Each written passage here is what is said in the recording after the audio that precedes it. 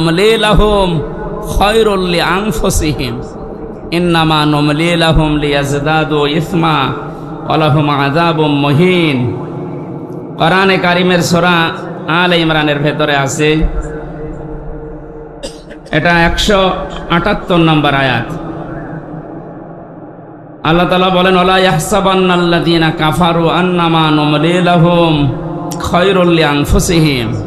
হে নবী, যারা কাফের এই মানুষগুলো মনে করে আমরা ক্ষমতার চেয়ারে বসে আছি, আল্লাহ মনে হয় আমাদেরকে ভালোবেসে কল্যাণের জন্য রেখে দিয়েছে।